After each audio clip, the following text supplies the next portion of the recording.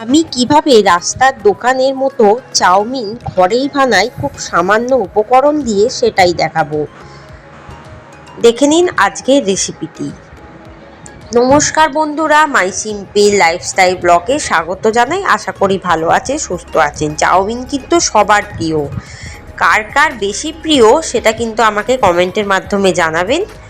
আর এটি ঘরে বানালে কিন্তু খুব হেলদি হবে, টেস্টিও হবে। দেখে নিন আজকের এই ব্রেকফাস্টের রেসিপিটি, চটজলদি তৈরিও হয়ে যাবে। কড়াই দিয়ে দেবো 3 কাপ মতো জল। জলটা প্রথমে একটু হালকা গরম করে নেব। যখন দেখব হালকা গরম হয়ে গেছে, 3 টেবিল চামচ রিফাইন অয়েল দিয়ে দিলাম, কারণ যাতে নুডলসগুলো একে অপরের গায়ে না লেগে যায়। এবার জলটা যখন হালকা গরম হয়ে যাবে তখন কিন্তু আমি নুডলসগুলো দিয়ে দেবো। আমি এখানে রাইস নুডলস ইউজ করছি, আপনারা যে কোনো নুডলস ব্যবহার করতে পারেন। কোথায় এটা কিনতে পাওয়া যায় সেটাও আমি ডেসক্রিপশন বক্সে দিয়ে দেবো। এটা কিন্তু ভীষণ হেলদি হয়, তাই জন্য আমি রাইস নুডলসই ব্যবহার করি নুডলস করার সময়।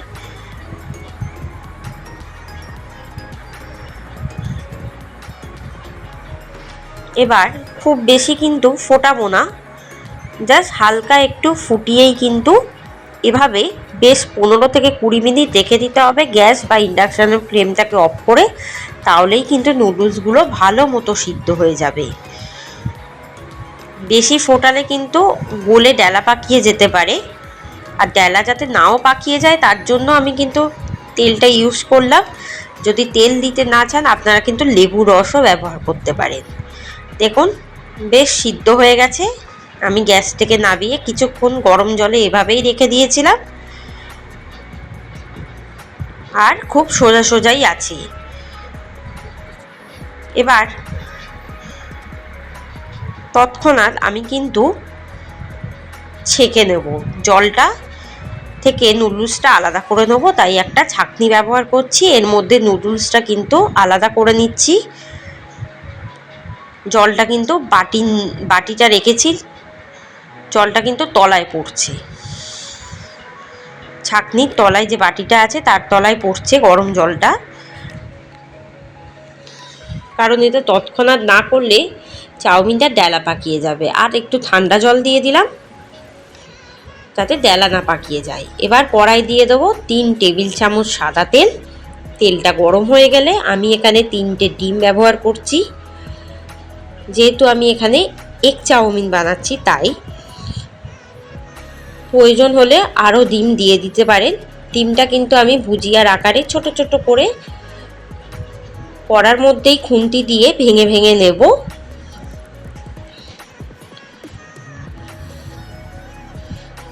এই সময় দিয়ে দেবো 1 টেবিল চামচ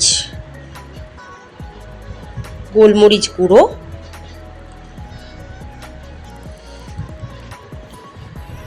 গ্যাসের ফ্লেমটাকে অবশ্যই লো টু মিডিয়ামে রাখবো যাতে ভুজিয়াটা করতে সুবিধা হয় আমার।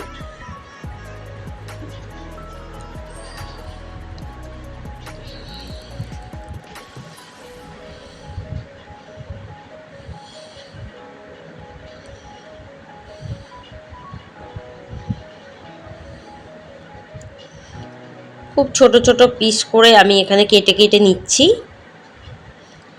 আপনাদের সুবিধার্থে আপনারা কিন্তু খুন্তি দিয়ে এভাবে কেটে কেটে নেবেন।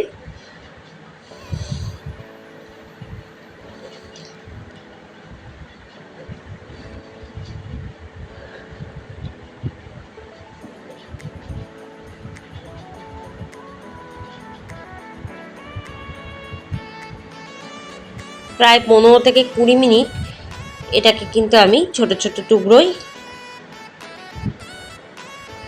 বিভক্ত করে এবার আমি ঢেলে দেবো একটি বাটিতে বা একটি ডিশে, এটা ঢেলে রাখবো। এরপর ওই কড়াই দিয়ে দেবো 4 টেবিল চামচ সাদা তেল। তেলটা গরম হয়ে গেলে দিয়ে দেবো 3 টেবিল চামচ রসুন কুচি। রসুন কুচিটাকে একটু ফ্রাই করে দেবো প্রথমে।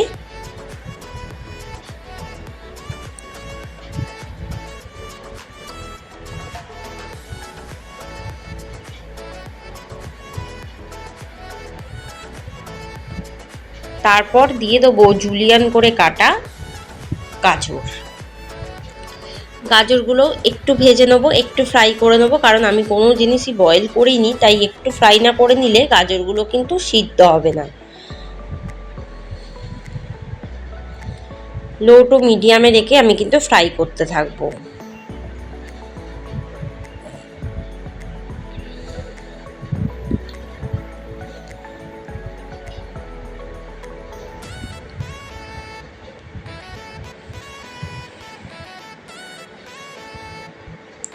গাজরগুলো একটু ভালো মতো কিন্তু ভেজে নিতে হবে।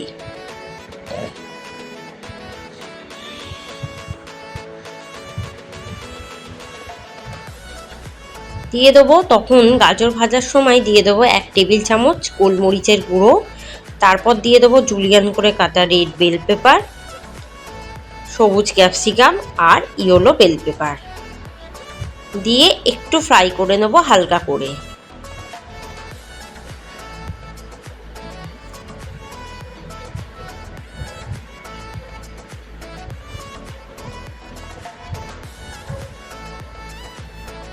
এরপর আমি দিয়ে দেবো পরিমাণ মতো নুন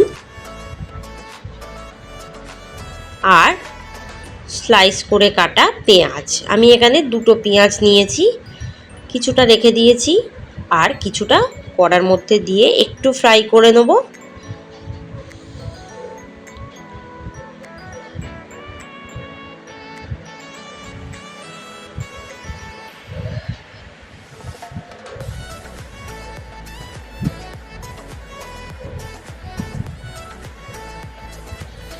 সবজিগুলো প্রায় ভালো মতো ফ্রাই হয়ে গেছে, গাজরটাও কিন্তু প্রায় সিদ্ধ হয়ে গেছে, বোঝাই যাচ্ছে। এবার আমি নুডলসগুলো অ্যাড করব। দেখুন, ঠান্ডা জল দেওয়ার ফলে কিন্তু একে অপরের গায়ে কিন্তু নুডলসগুলো লেগে যায়নি, বেশ সোজা সোজাই আছে। একটু জলীয় ভাব আছে, সেটা কিন্তু আমি নাড়তে নাড়তেই জলীয় ভাবটা শুকিয়ে নেব।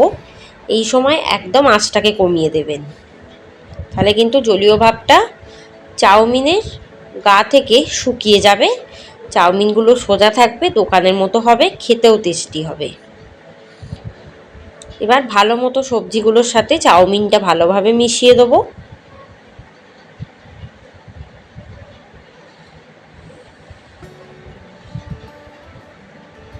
কিছুটা চাউমিন দিয়ে আমি প্রথমে নেড়েছিলাম, তারপর বাদ বাকি চাউমিনটা অ্যাড করে দিলাম, পুরোটা দিয়ে ভালো মতো মিশিয়ে দিলাম। এবার যাতে সাদা অংশ না থাকে চাউমিনের।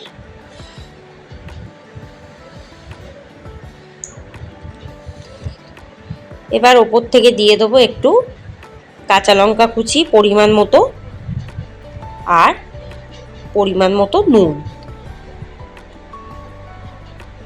নুনটা সবজিতে দিয়েছিলাম, এবার নুডলস করতে গেলে একটু নুন তো লাগবে, তাই আমি নুনটা কিন্তু অ্যাড করলাম। এবার পরিমাণ মতো বুঝে দেবেন, যাতে নুন বেশিও না হয়ে যায় আবার কমও না হয়। খুব ভালো মতো নেড়ে চেড়ে মেশাতে থাকবো।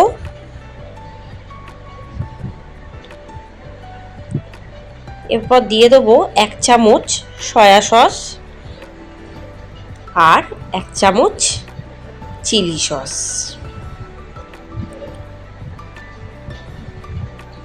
দিয়ে এবার খুব ভালো মতো মিশিয়ে দেবো সয়া সস আর চিলি সসটা, যাতে মিশে গিয়ে একটু কালারটা চেঞ্জ হয়ে যায় চাউমিনের।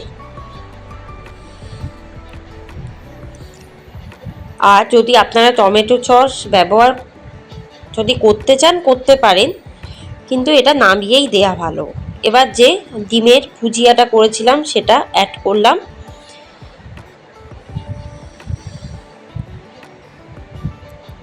এবার ডিমটা ভালো মতো চাউমিনের সাথে মিশিয়ে দেবো, খুব ভালোভাবে যাতে মিশে যায় চাউমিনের সাথে সমস্ত ডিমটা।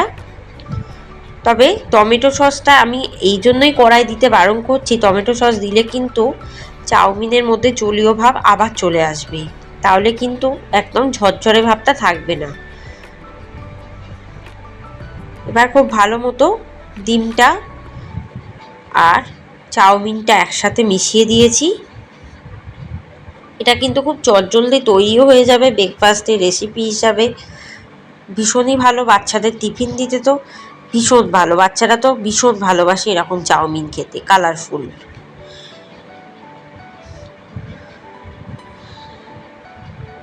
ওপর থেকে একটু পেঁয়াজ কুচি আর একটু কাঁচা লঙ্কা ছড়িয়ে দিলেই রেডি হয়ে যাবে চাউমিন। রেসিপিটা ভালো লাগলে অবশ্যই কমেন্টে জানাবেন, আর আমার চ্যানেলে সাবস্ক্রাইব করতে ভুলবেন না।